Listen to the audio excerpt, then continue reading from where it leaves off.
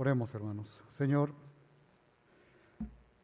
gracias por tu palabra. Háblanos hoy a través de ella y permite, Señor, que seamos hijos entendidos y obedientes. En nombre de tu Hijo Jesús oramos. Amén. Pueden tomar sus lugares, hermanos. Estamos en la serie Grandes Conversaciones y acabamos de leer una gran conversación que tuvo el Señor Jesús con un joven. El tema de esta predicación es: vende lo que tienes y sígueme, y yo lo subtitulé: tienes que ser pobre para ser salvo. Pero no se vayan todavía, hermanos, porque no es un subtema muy agradable de escuchar, pero tenemos que ser pobres para ser salvos, y lo vamos a ver en el pasaje, lo que la palabra de Dios tiene para nosotros. Leía en la semana que en México, en el 2020, el INEGI hizo una cierta clasificación de niveles socioeconómicos, sociales, y la clase alta la definió de cierta manera, de tal forma que se considera que hay solamente 1.023.004 habitantes en este nivel. Así que si pensamos que somos 126, 130 millones de habitantes, pues solamente ese 1.023.004 pertenecerían a la clase alta. Y cuando leía este pasaje también, hermanos, veía que pues este joven que se acercó al Señor Jesús, no sé las estadísticas, no había INEGI en ese entonces, ¿verdad? Y aunque hubiera, no existiría allí en Judea, pero este joven era considerado rico. Cuando leemos en esta parte, en esta porción de Mateo, en el capítulo 19, Jesús había estado en Galilea y ahora se había movido a Judea. Allí en el capítulo 19 al principio vemos cómo él tiene que dar respuesta a pues una trampa de los fariseos que le preguntan acerca del divorcio. Después de esto, él atiende a unos niños que les llevan, seguramente sus padres, para que él los bendijera, y los discípulos reprenden ahí a las personas para que no le lleven a los niños al Señor Jesús, y Jesús les dice: no, dejen a los niños venir a mí, porque de los tales es el reino de los cielos. Y en el pasaje paralelo en Marcos agrega también que tienes que ser como un niño, tenemos que ser como un niño. Y pensaba en esta parte que ocurre primero antes del pasaje que leímos, y cómo el Señor Jesús dice, bueno, tienes que ser como un niño, y pensaba en los niños y en el joven rico, que los niños realmente no tienen esta conciencia de la riqueza que a lo mejor tienen, si es que la tienen sus padres, pero también tampoco de la pobreza, porque ellos viven humildemente, ellos no están buscando hacerse millonarios, no están buscando nada, están viviendo, son humildes. Y el Señor Jesús dijo, tienes que ser como un niño, así, maleable, entendido, humilde. Y luego vemos esta historia de este joven que llega. Dice el versículo 16, tengan ahí sus Biblias abiertas en Mateo 19. Entonces vino uno y le dijo, maestro bueno, ¿qué bien haré para tener la vida eterna? ¿Quién era este hombre? Porque aquí dice, vino uno, solamente dice, vino una persona, un hombre, y le hizo esta pregunta. Bueno, cuando vemos las referencias en los pasajes paralelos allá en Marcos y en Lucas, podemos ver más pistas. No busquen los pasajes, pero después los pueden ver. Es Marcos 10 y Lucas 18. Está esta misma narración de este hombre. Y vemos primero que era un hombre joven. Mateo 19, en el versículo 22. En el versículo 22 dice, oyendo el joven esta palabra, ya es más adelante aquí en la lectura que hicimos. Entonces está hablando de un joven, primero. Segundo, es un joven rico, lo dice ahí, igual lo vemos en los versículos 22 y 23, porque dice que este joven se fue triste porque tenía muchas posesiones, y el Señor Jesús dijo que difícilmente entrará un rico en el reino de los cielos. Entonces está haciendo la referencia a este joven que era rico, y el joven se entristece porque tenía muchas posesiones, entonces es un hombre rico. Y cuando leemos en Lucas dice que era un principal, un dirigente. Y en otras versiones se traduce como prominente, como jefe de los judíos, líder religioso, príncipe o un hombre importante. Entonces ya tenemos un panorama un poco más amplio de este hombre que está aquí. Era joven, no sabemos de qué edad, era rico y era importante, era de los dirigentes. Y bueno, llama la atención porque los dirigentes, los ancianos del pueblo, pues eran eso, eran hombres mayores, y este era un joven que pertenecía a este segmento, digamos, de dirigentes. Lo que nos podría hacer pensar, lo podemos inferir, que dada su riqueza, su posición económica, su posición social, su posición religiosa, le daba esta oportunidad de ser parte de este grupo de dirigentes. El caso es que era un joven que llegó ahí con el Señor Jesús. Podríamos pensar hoy en día, bueno, si está joven, guapo, bien peinado, bien vestido, tiene riqueza y es parte de la clase de dirigentes, pues lo tiene todo, no le falta nada. Eso podríamos pensar, lo diríamos así en términos coloquiales. Pero, pues sí, efectivamente tenía juventud, tenía dinero, tenía una buena posición, pero llega con el Señor Jesús porque algo no cuadraba en su mente, ¿no? Algo estaba chueco, no daba, no se alineaba con lo que él quería hacer o quería sentirse, una cierta seguridad que él estaba sí buscando, pero que no había encontrado. Y lo vamos a seguir viendo. ¿Qué es lo que le estaba preguntando a Jesús? Porque aquí llegó y le dijo, maestro bueno, ¿qué bien haré para tener la vida eterna? En el pasaje de Marcos dice, y en Lucas dice, ¿qué haré para heredar la vida eterna? Bueno, yo veo dos asuntos aquí, hermanos. Uno, al llamar a Jesús maestro bueno, en buena medida está mostrando lo que él está viendo como rectitud en las personas. Porque él llega con Jesús, le dice maestro bueno, y más adelante vamos a ver cómo él pues muestra realmente que él se está comparando también con la bondad de otros o contra la bondad o no bondad de otros, la rectitud de otros a nivel humano. Y entonces él se siente que es un hombre recto, un hombre bueno, un hombre que está bien. Y llega con Jesús y dice, bueno, él es de mi equipo, ¿no? Somos buenos, entonces lo voy a saludar como tal, maestro bueno. La segunda cosa que veo es que también llegó con una especie de convicción, sino más bien duda, porque llega pensando que quizás, tal vez, a lo mejor, algo le falta. Si se fijan, él no llega preguntando, maestro bueno, ¿qué tengo que corregir en mi vida para heredar la vida? No llega diciendo eso, llega diciendo, creo que algo me falta, maestro. Vamos a ver más adelante, que prácticamente le está diciendo, pues todo lo hago bien, soy perfecto, no tengo ningún problema, nadie tiene un problema conmigo, estoy bien, seguro que voy a heredar la vida eterna. ¿Me falta algo? ¿Hay algo que no lo tenga contemplado? Por pequeño que sea, porque a lo mejor es algo muy pequeño, y él llega y con esta actitud. ¿Nos suena conocido, hermanos? Porque ¿cuántos habrá que piensan así? ¿Que lo tienen todo? ¿Que están bien? Cuando preguntas a veces que estás compartiendo el Evangelio y has presentado la ley, el pecado, y le puedes preguntar a las personas, ¿tú te consideras alguien bueno? Normalmente te van a responder que sí. Y el argumento es, bueno, es que no he matado a nadie, no he robado, no robo bancos, no estoy en la cárcel, me ves aquí afuera, ¿no? Entonces, pues, soy bueno, soy una buena persona.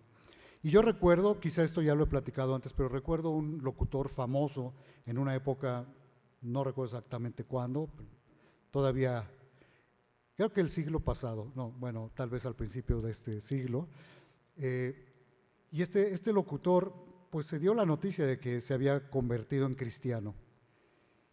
Y pues la gente empezó a escribir en las redes sociales y a decir que qué bueno y no sé, mil cosas. Creo que ya hasta lo querían hacer pastor y cosas así. Ya saben que eso sucede aquí en nuestro México, ¿no? Se convierte alguien famoso y ya lo quieren poner de pastor al segundo día. Pero recuerdo que él hizo un video y lo publicó en YouTube. Y ahí en YouTube él decía, yo no sé por qué tanto alboroto. Yo sigo siendo la misma persona, igualito, no he cambiado en nada, solamente tengo un plus, a Jesús. ¿No? Y dice uno, ¿cómo?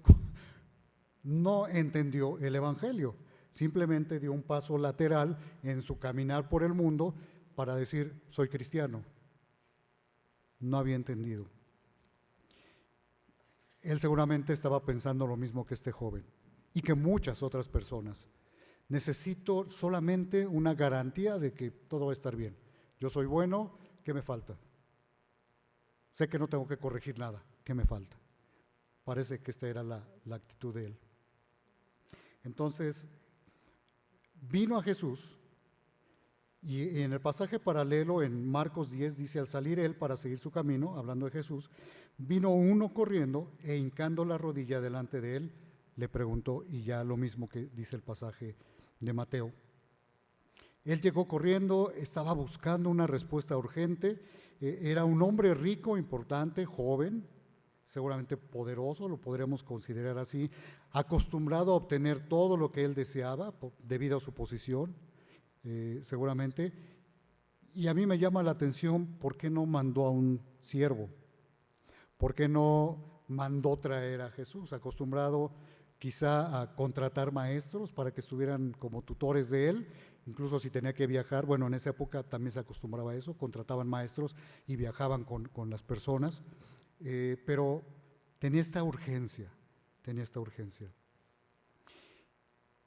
e incluso llega y se arrodilla donde estaba el Señor Jesús. No le estaba reconociendo como lo que Jesús verdaderamente era, simplemente pues era una muestra de pues su urgencia por conocer lo que él dudaba, lo que él quería saber.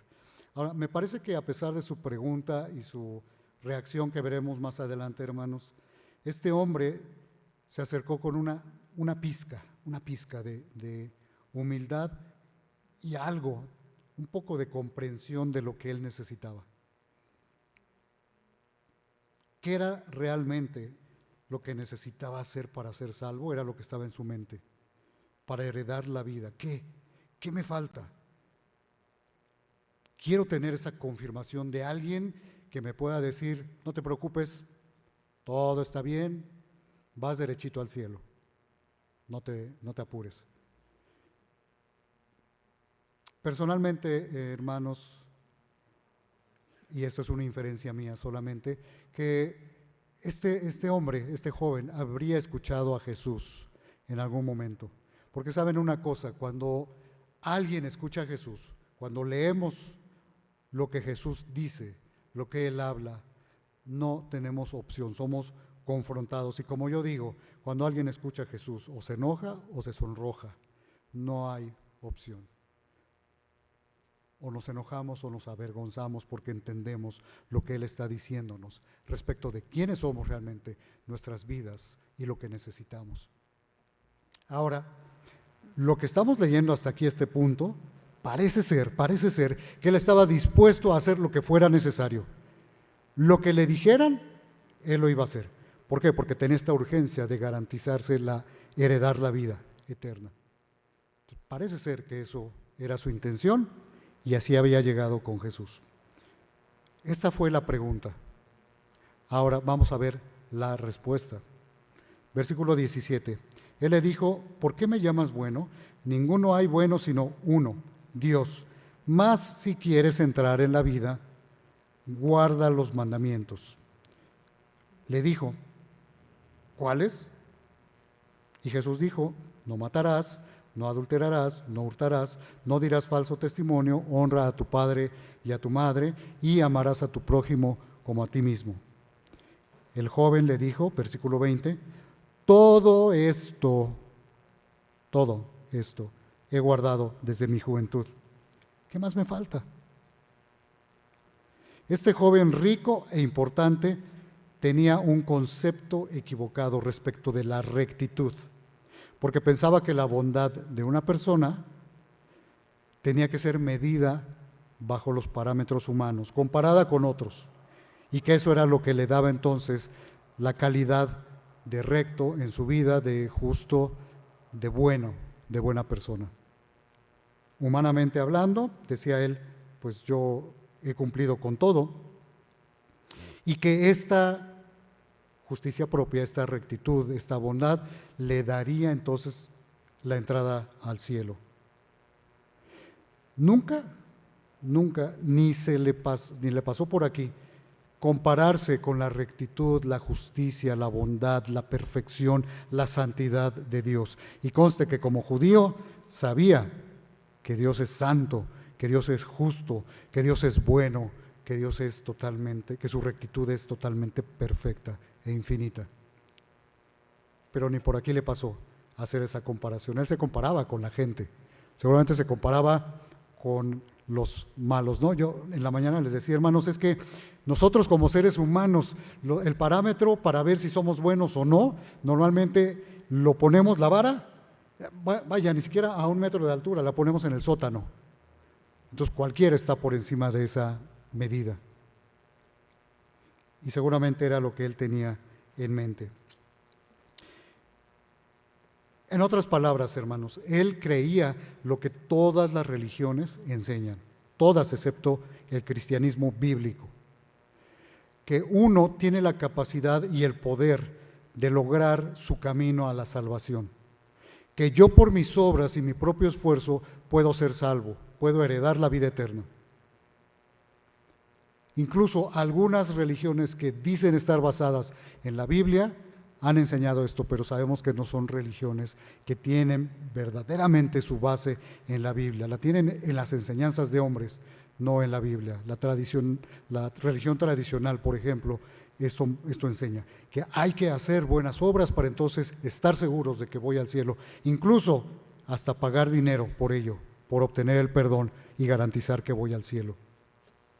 Y este joven parecería que eso creía, porque él pensaba que él podía inclinar la balanza a favor de él con sus buenas obras, ¿no? Como si haciendo muchas obras buenas, entonces opacamos, escondemos, enterramos las malas obras, nuestros pecados. Pero eso no es así, la Biblia dice otra cosa. De regreso al pasaje, versículo 18, por eso digo, nos regresamos un poquito, ya lo leí, pero lo voy a volver a leer. Este joven hace esta pregunta y a mí me da la impresión de que la pregunta tiene más de fondo. Versículo 18 dice, le dijo, es decir, el joven le contestó a Jesús, ¿cuáles? Como diciendo, o sea, no hay mandamiento que yo no sepa y que no haya obedecido. ¿A cuáles te refieres? ¿Me vas a decir algo nuevo que yo no conozco y que me falta para entonces heredar la vida? Y Jesús le responde, le dice, bueno, uno, y eso tiene que ver con Éxodo 20, no lo busquen, pero ahí está. No matarás, Éxodo 20:13. Continúa el Señor Jesús diciendo, no adulterarás, Éxodo 20:14. No hurtarás, Éxodo 20:15. No dirás falso testimonio, Éxodo 20:16. Honra a tu padre y a tu madre, Éxodo 20:12, y amarás a tu prójimo como a ti mismo, Levítico 19:18. Por supuesto, estos los vemos también en el Nuevo Testamento, estos mandamientos, pero él estaba haciendo referencia a la escritura que este joven conocía. Estos son los mandamientos, le dice. Y el joven le dijo, todo esto, es decir, lo que tú me estás diciendo, he guardado desde mi juventud. ¿Qué más me falta?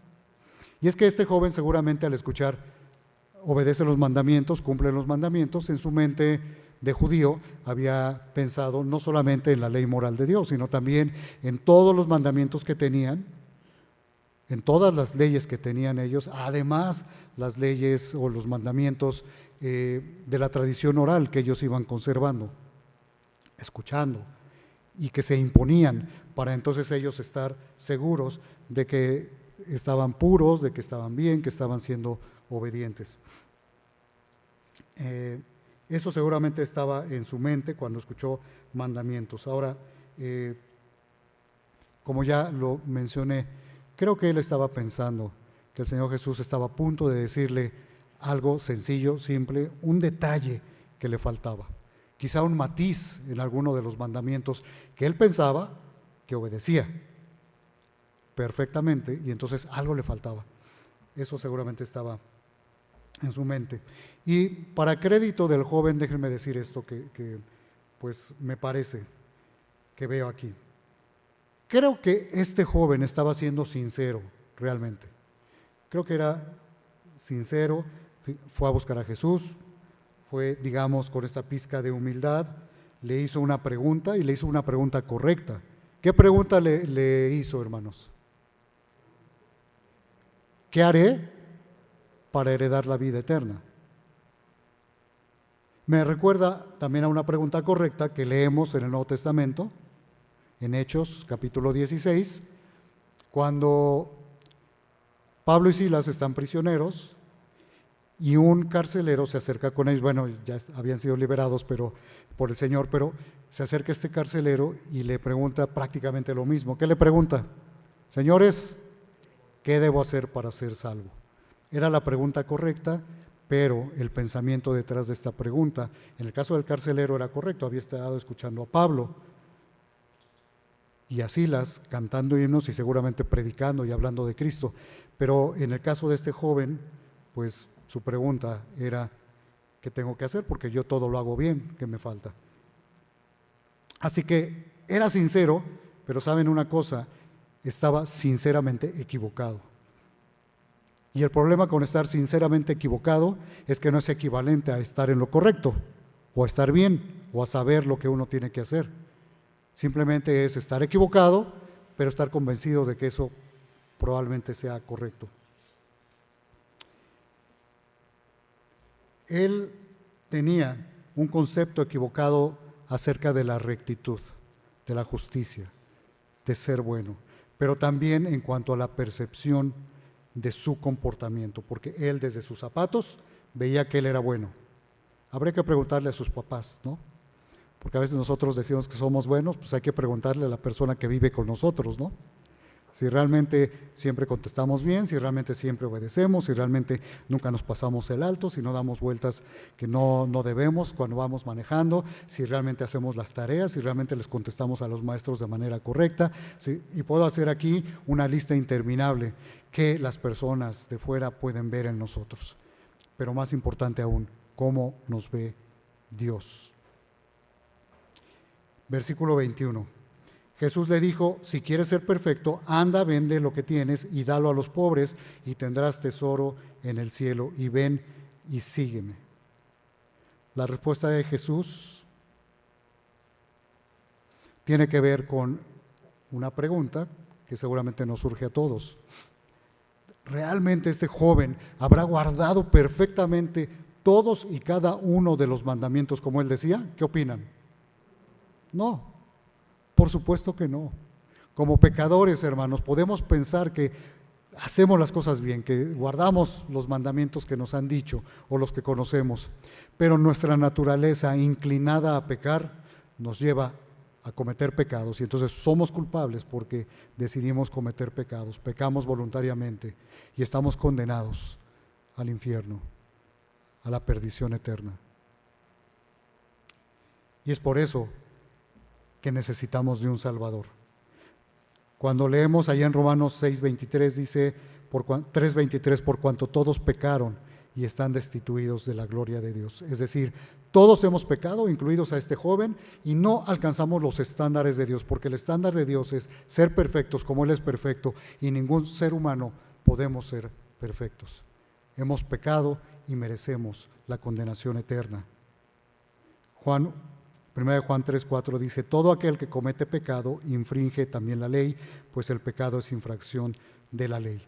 No cumplimos cabalmente, ni podemos cumplir cabalmente la ley. La ley nos muestra cómo nosotros no podemos cumplirla, cómo somos pecadores, cómo pecamos y cómo estamos fuera del estándar de Dios, destituidos de la gloria de Dios.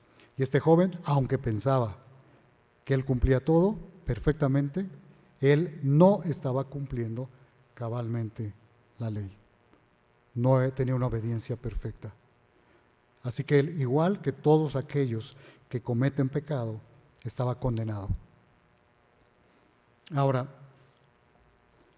tengamos cuidado cuando leemos esta porción que dice: si quieres ser perfecto, anda, vende lo que tienes y dalo a los pobres y tendrás tesoro, y ven y sígueme. Porque podríamos pensar, hermanos, que lo que le faltaba al joven era vender sus cosas y darla a los pobres, y eso era una obra que él necesitaba hacer.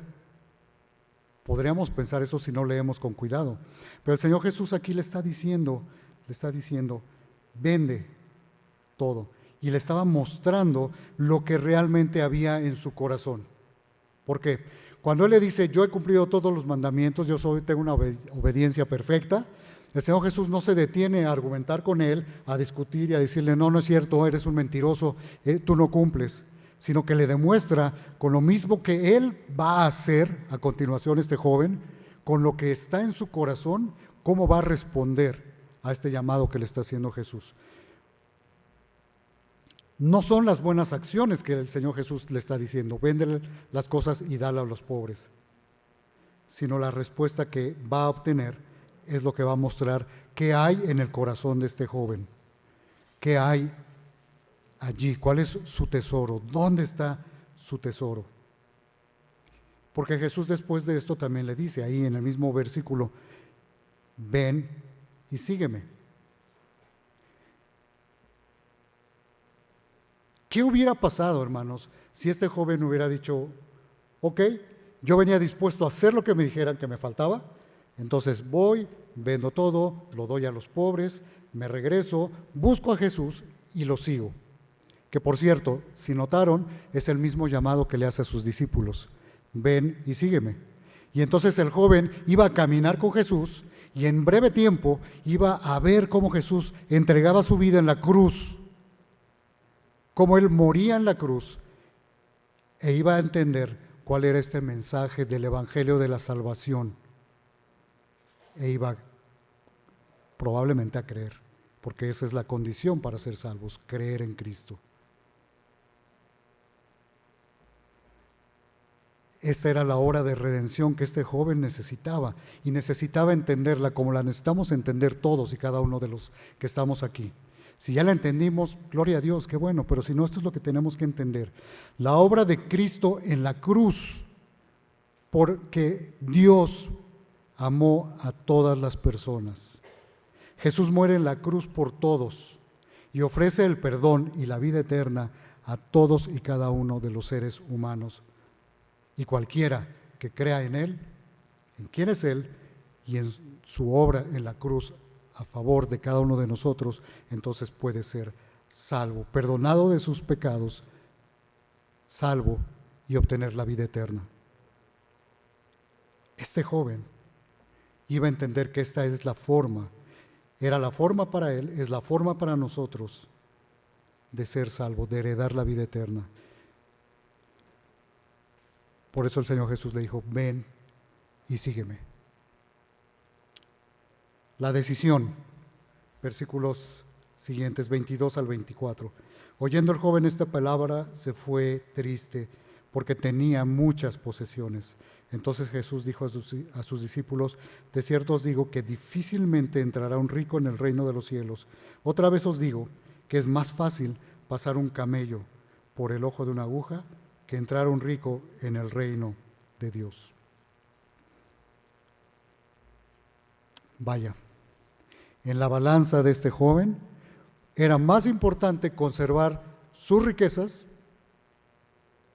su posición, su reputación, que heredar la vida eterna realmente. Él llegó preguntando eso, pero cuando supo lo que tenía que hacer, su balanza se inclinó totalmente hacia donde estaba su corazón. Y allí estaba la respuesta. Y allí estaba como el Señor Jesús le estaba demostrando lo que había en su corazón. Sí, le dijo lo que tenía que hacer, pero este joven optó por entristecerse e irse, retirarse, no hacer lo que el Señor Jesús le había dicho de ir y vender, ¿sí? Y de seguir al Señor Jesús. El subtítulo, recuerdan que les dije, es tienes que ser pobre para ser salvo. Bueno, la idea no es que tengamos que vender todo, porque a veces la pregunta es, ¿se lo dijo solamente este joven? ¿Se lo dice a todos los ricos? ¿O se lo dice a todos el Señor Jesús? Por eso cuando pregunto a veces esto, hermanos, de repente en una clase de escuela dominical o platicando con alguien, les pregunto, ¿no? ¿Sí esperaría el Señor Jesús que este joven vendiera todo y lo entregara? Y entonces de repente muchos dicen, no, era una prueba. Y yo digo, ¿no será que estamos queriendo decir, era una prueba para que no un día yo entienda algo que el Señor me está diciendo y yo diga, no, es que el Señor quiere ver nada más y digo que sí y luego ya no lo hago, ¿no? Yo estoy convencido de que el Señor Jesús lo que le dijo, esperaba que hiciera. Que vendiera todas y cada una de sus posesiones y que fuera y lo siguiera. Pero no se lo dijo a todos los que les dijo, ven y sígueme. De pronto vemos a un Leví, a un Mateo, siendo llamado por el Señor Jesús e inmediatamente después haciendo una fiesta en su casa, una comida, con sus recursos, y no se nos dice que haya vendido todo, lo dejó, que es distinto, pero no se nos dice. Vemos también en las Escrituras como algunas mujeres que ayudaban a los discípulos al Señor Jesús tenían todavía sus posesiones porque podían apoyar económicamente. Y vemos otros ejemplos, pero también vemos otros ejemplos como Bernabé, que vendió su heredad y fue y le entregó a los pies de los apóstoles, ¿no? Para apoyar a la iglesia. En nombre de Cristo, Él lo hizo. Entonces, no es que sea algo que el Señor Jesús le está diciendo a todos, pero en este caso, Él quería mostrarle a este joven dónde estaba su tesoro. Y por supuesto esperaba que lo hiciera, que obedeciera. Pero el joven se entristeció. ¿Qué nos ha pedido el Señor a nosotros, hermanos? Porque cuando nos pide que pongamos nuestra fe en Él como Salvador, también nos dice y nos muestra en su palabra, y lo hemos visto suceder en la vida, aquí, entre nosotros, quizá en la familia, nos dice que podríamos perder todo y a veces tenemos que decidir dejar todo. Y si buscan ahí, bueno, ahí mismo en el pasaje, hermanos, cuando sus discípulos oyen esto, que el Señor Jesús dice, es imposible que un rico entre en el reino de los cielos. Bueno, es imposible que cualquier ser humano entre en el reino de los cielos por sus propias fuerzas, por sus propias obras. Es imposible. Y por eso dice el Señor Jesús, pero para Dios esto es posible. ¿Y cómo es? ¿Cómo lo hace? Pues a través de enviar a su Hijo a morir en la cruz por nosotros para el perdón de nuestros pecados. ¿Y cómo nos ofrece esto? Por medio de la fe. Para Dios sí es posible, para nosotros no. Un detalle ahí del camello por el ojo de una aguja. Recuerdo que cuando era jovencito, en algún lugar escuché que había unas puertecitas ahí entradas en el muro de la ciudad y por donde tenían que hincar a los camellos y hacer que pasaran ahí casi empujándolos.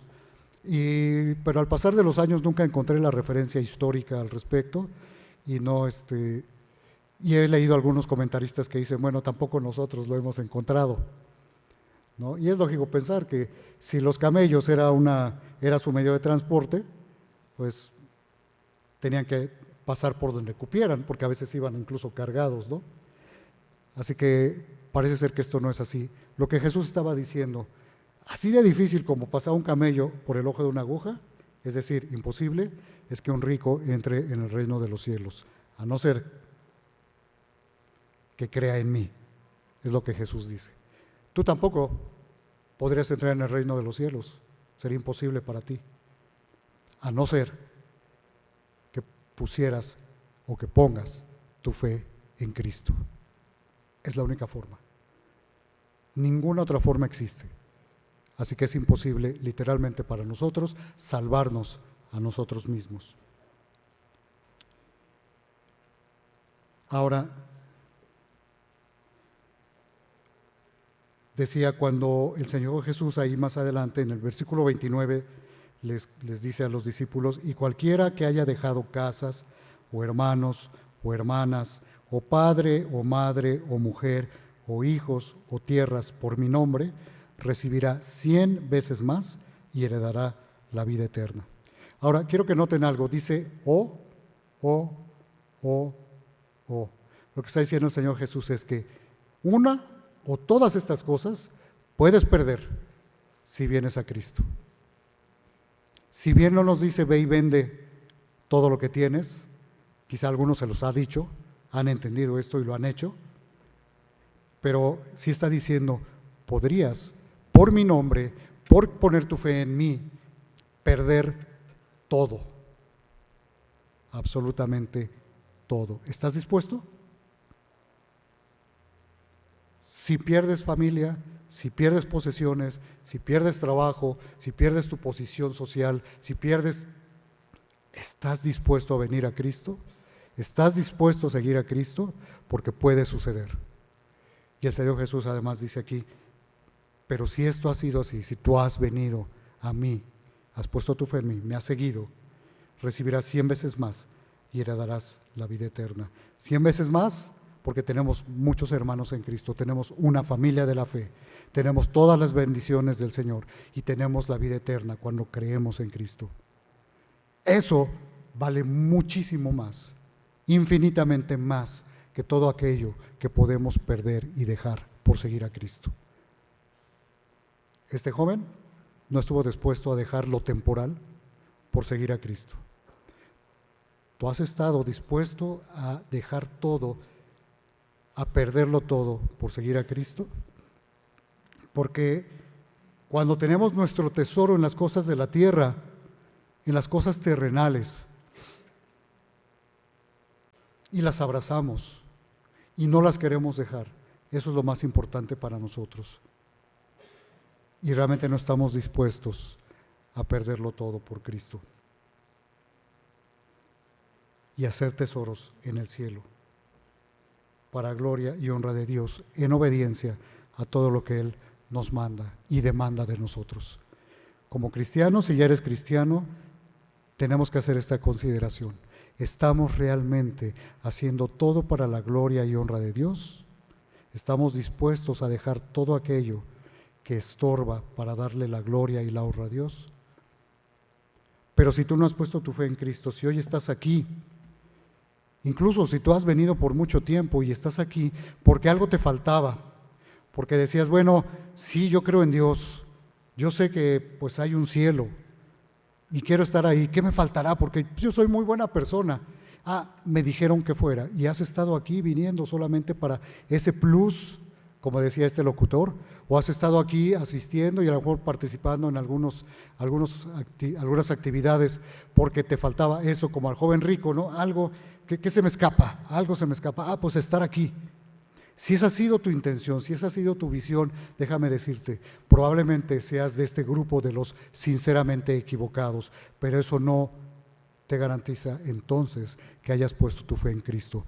Tienes que entender que Dios es justo, es bueno, es santo y Él nos dice lo que es correcto, cómo debemos vivir, y que cuando no lo obedecemos, y no lo obedecemos, créeme, no lo obedecemos, estamos pecando y merecemos la condenación eterna y necesitamos de un Salvador, que es Cristo. Necesitamos poner toda nuestra confianza en que Él es el único que nos puede salvar, que murió en la cruz en nuestro lugar para perdón de nuestros pecados y que resucitó al tercer día y nos garantiza la vida eterna porque Él venció a la muerte. Eso es lo que tenemos que creer, tenemos que poner nuestra confianza en Él, no en las cosas que hacemos.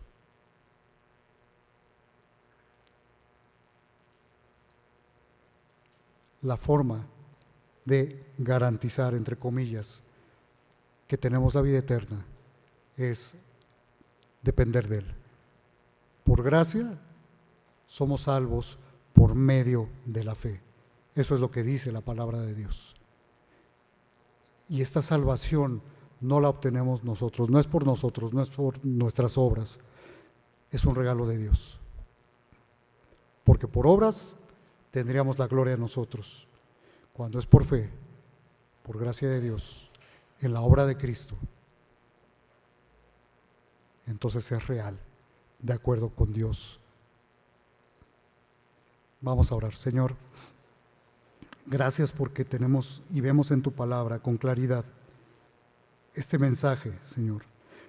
Padre, que si hay alguno de nosotros aquí, alguien entre nosotros, que está como este joven pensando que solamente le falta un plus, solamente hay algo que tiene que hacer y entonces completa su salvación. Señor, tú muéstrale que no es así, que sin Cristo estamos perdidos y que tenemos que poner nuestra fe, nuestra confianza solamente en Cristo. Y a los que ya lo han hecho, los que ya lo hemos hecho, Señor, que vivamos a la luz de esa realidad, de vivir confiando en ti, dispuestos a dejar lo que sea necesario, a perder lo que sea necesario para seguir a Cristo, para continuar en el camino de manera obediente y honrándote a ti. En nombre de tu Hijo Jesús oramos. Amén. Que Dios les bendiga, hermanos.